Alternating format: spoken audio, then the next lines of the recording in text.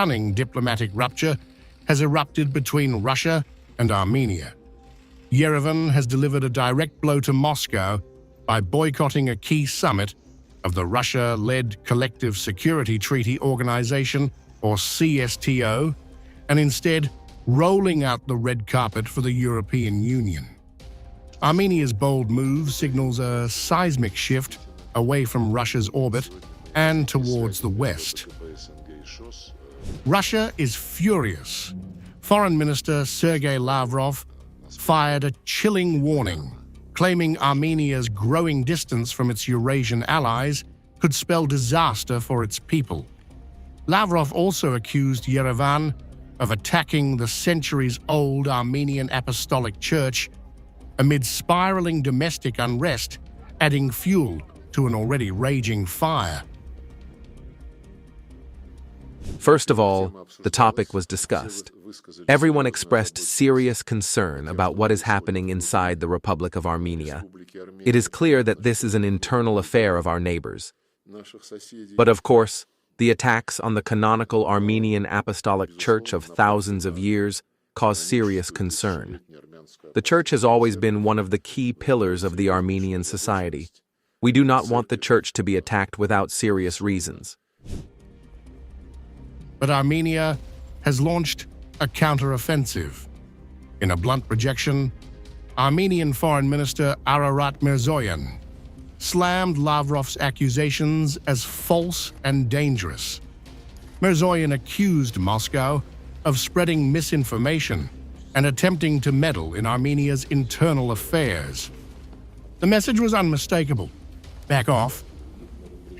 Mr. Lavrov's information does not correspond to the reality. There is no government in Armenia that is fighting against the Church. What Mr. Lavrov has in mind is probably the fact that the Church, along with several other actors, is trying to undermine the politics of the Republic of Armenia, to participate in political processes, and of course our law-abiding bodies do not want to participate in a legal way. I would like to point out that this is a legal process, and this is the internal work of the Republic of Armenia. Armenia's showdown with Russia comes as it locks arms with the European Union. At a high-stakes press conference in Yerevan, EU Foreign Policy Chief Kaja Kallas unveiled a powerful new partnership with Armenia, complete with a $270 million lifeline and a roadmap to deepen EU-Armenia ties. The EU and Armenia have never been as close as we are now. Earlier this year, you adopted a law to launch an EU accession process. We very much welcome your readiness to deepen our partnership. I'm also very pleased today to announce the political agreement between negotiators of the new partnership agenda, which identifies priorities on economic development, security and resilience. To back this up, the European Union is providing €270 million resilience and growth plan for Armenia for the period of 2024 to 2027. Brussels also pledged full-throttle support for Armenia's democracy, fast-tracking visa liberalization, and expanding its on-the-ground mission in Armenia, cementing a growing alliance right on Russia's doorstep. Armenia's pivot is not a sudden break. It's the culmination of years of frustration and betrayal. Yerevan has repeatedly accused the CSTO of abandoning it in its fight against Azerbaijan. Now, Armenia's CSTO snub is a blazing signal. It's done waiting. It's moving on. I would like to use this opportunity to appeal to Mr. Lavrov's Russian consulate colleagues, his media colleagues.